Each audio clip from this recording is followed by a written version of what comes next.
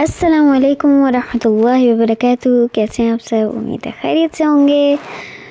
آج جو حدیث میں آپ کے سامنے لائی ہوں وہ روزے سے متعلق ہے، عاشوراء کے روزے اور رمضان کے روزے۔ چلیں شروع کرتے ہیں۔ بسم اللہ الرحمن الرحیم۔ ام المومنین حضرت عائشہ رضی اللہ عنہا نے فرمایا، قریش زمانے جاہلیت میں عاشوراء کا روزہ رکھتے تھے، پھر رسول اللہ صلی اللہ علیہ وسلم نے بھی اس دن روزے کا حکم دیا، یہاں تک کہ رمضان کے روزے فرض ہو گئے۔ پھر رسول اللہ صلی اللہ علیہ وسلم نے فرمایا کہ جس کا جی چاہے یوم عاشوراء کا روزہ رکھے اور جس کا جی چاہے نہ رکھے۔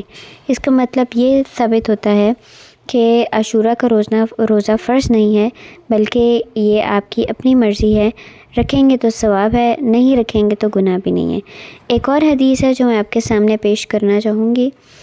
رسول اللہ صلی اللہ علیہ وسلم نے فرمایا، روزہ دوزخ سے بچنے کے لیے ایک ڈھال ہے، اس لیے روزہ دار نہ فحش باتیں کرے اور نہ جاہلت کی باتیں کرے، اور اگر کوئی شخص اس سے لڑے یا اسے گالی دے تو اس کا جواب صرف یہ ہونا چاہیے کہ میں روزہ دار ہوں۔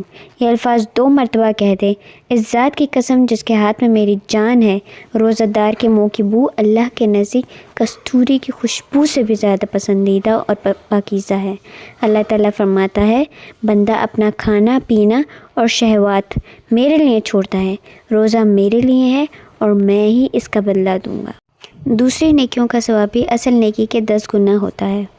ایک اور حدیث ہے، رسول کریم صلی اللہ علیہ وآلہ وسلم نے فرمایا، جنت کا ایک دروازہ ہے جسے ریان کہتے ہیں، قیامت کے دن اس دروازے سے صرف روزے دار ہی جنت میں داخل ہوں گے، ان کے سوا اور کوئی اس میں سے نہیں داخل ہوگا۔ پکارا جائے گا کہ روزے دار کہاں ہیں؟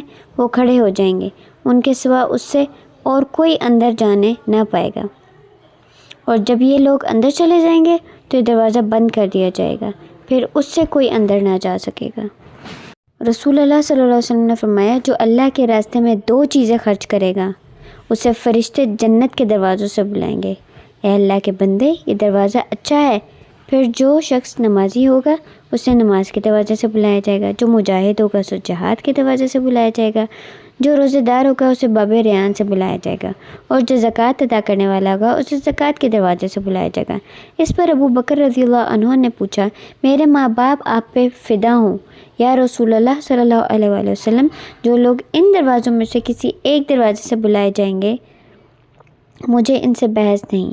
آپ یہ فرمائیں کہ کیا کوئی ایسا بھی ہوگا جسے ان سب دروازوں سے بلایا جائے گا؟ آپ صلی اللہ علیہ وسلم نے فرمایا کہ ہاں، اور مجھے امید ہے کہ آپ بھی انہی میں سے ہوں گے۔ رسول اللہ صلی اللہ علیہ وسلم نے فرمایا، جب رمضان کا مہینہ آتا ہے تو آسمان کے تمام دروازے کھول دیے جاتے ہیں، جہنم کے دروازے بند کر دیے جاتے ہیں اور شیاطین کو زنجیروں سے جکڑ دیا جاتا ہے۔ میں امید کرتی ہوں آج کی حدیث سن کر آپ کو بہت مزہ آیا ہوگا۔ انشاءاللہ کل پھر ملیں گے ایک نئی حدیث کے ساتھ۔ اپنا بہت خیال رکھیے گا اور دعا میں یاد رکھیے گا، اور لائک، سبسکرائب اور شیئر کرنا نہ بھولیے گا، کیونکہ اچھی بات بتانا صدقہ جاریہ ہے۔ اللہ حافظ۔